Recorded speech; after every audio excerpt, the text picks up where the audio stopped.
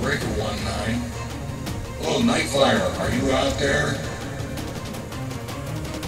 Yeah, Channel. This is NightFlyyer. Go ahead.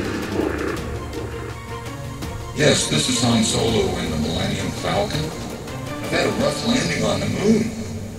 The plasma energy is preventing my infrared RC from allowing me to lift off. Got any ideas? Yes, Hans. I do have a few ideas. I can't believe you did this again. You know, I'll fire up the latest generation of the Millennium Falcon up and get you to fly it, and I'll be there as soon as I can. I will also call all robots and friends to get some assistance. Okay, NightFlyyer, I appreciate it. You know, I just passed through the Van Allen belt, and there seems to be lots of nasty alien activity. So try to be careful, okay? Well, thanks for that, Hans. I will be careful. 10-9, over and out. Break for BB-8. Break for BB-8. Break 19 for BB-8. Break. Hi, this is BB-8. Go ahead. Yo, BB. Our friend Han Solo took another trip to the moon, and he's stuck in a plasma hole. Anyway, I can tell him to pick you up and head over there and we'll figure out how to get him off.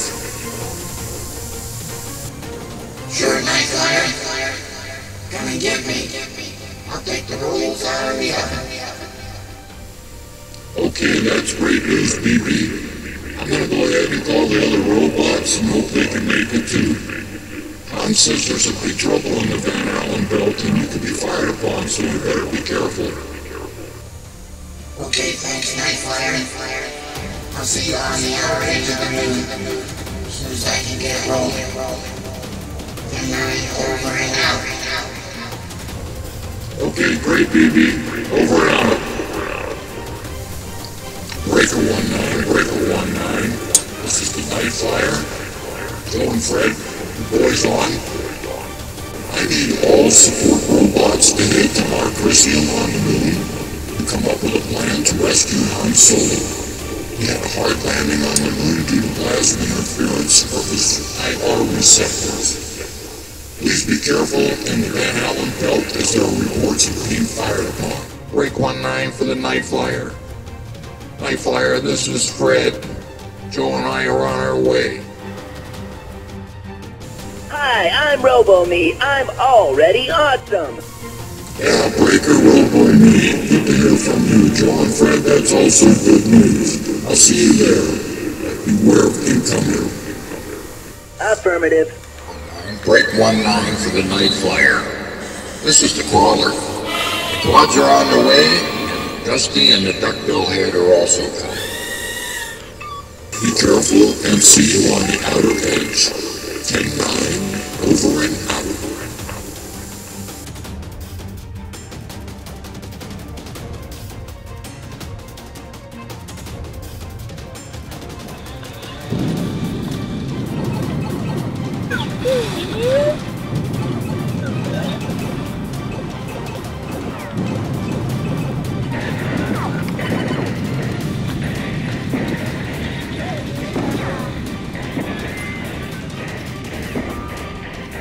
Man, I gotta get out of here.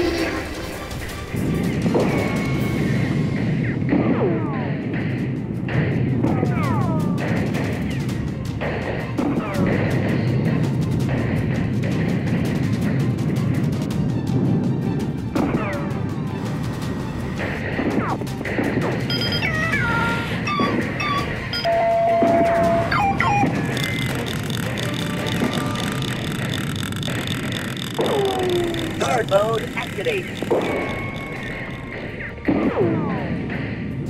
I think I found something. Danger! Danger!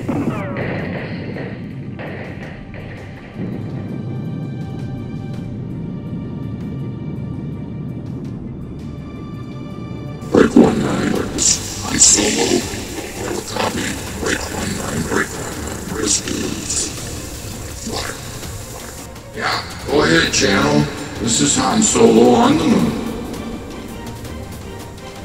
Hi, Hans. Are you holding up? Listen, I've got BB-8 with me. I'm gonna beam him down. First I'm gonna increase his size so he can knock you out of that plasma hole. How's that sound? Well, that sounds a little risky, but I think it'll do it. Let's give it a try. We're gonna have to do this ourselves because the other bots are pretty well hung up in battle rate. I know it's risky, but BB-8 can do it no problem. Right, BB? No problem, Ronnie. I'll roll right in. Push it right up. Let's go. Okay, Scotty. Beam me down to down.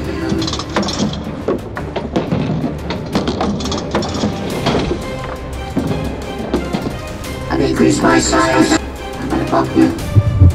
Hey, that was a great job, guys. Thanks very kindly. No problem there, Han Solo. It was a pleasure to help you out. All robots and friends thank you, and expand down time. Now, let's go fly. Okay, that was fun to make. Well, now I'd like to show you the two RC Millennium Falcons from the Star Wars films. I've always been into Star Wars, and when the first movie came out, Bill Evans designed the Astron 40. It was designed with the X-Wing shape. It flew fantastic, and I even flew it in the Multi-Wing Championships many years ago. I'm your father. Well, no one actually designed a flying Millennium Falcon until Air Hogs did. And yep, they've got two versions even. Well, the first and smallest is the cheapest. It has a kind of rotating props on the top and bottom. It's controlled by IR, and it's really recommended for inside because you can't fly with the sunlight. The thing I don't like is the fact that it drifts to the right very hard on takeoff, and it must be punched. Once it's up, it flies really well. It's best to hand launch it, but the propeller's on the bottom, so it's a little tough. You know, I also hate the spring-loaded transmitter stick, but I could see you could easily bump it on with a blade sticking out on the top and bottom machine. You might get hurt, so that's a good safety feature. Next is the more expensive but very good flying quad version.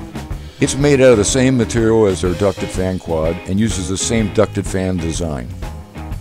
I was really impressed with Air Hogs' early version of these ducted fan machines because there's no way to damage the prop, and mine's never broke.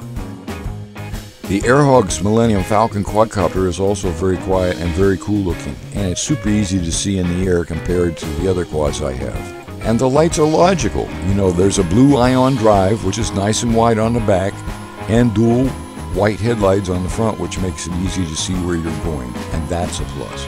There is also a sound module in the transmitter that makes authentic Wookiee sounds, different engine sounds, and that can be turned on or off. There's also push buttons on the top for hyperspeed, which allows some pretty fast flying and to also activate some sounds. Neither of the two machines will flip, which really isn't a drawback for me, as I just like to watch them fly. I hope you did too. You know, the prices that I paid and the links are in the description box. You know, I also want to say to those of you who don't know, Han Solo was played in the Star Wars movies by Harrison Ford. He is also a great off-camera pilot, but earlier this year he had the unfortunate malfunction in one of his vintage planes and crash landed. He's alive, but a little bit broken up. So I hope the best for you, Harrison, and I hope you keep flying.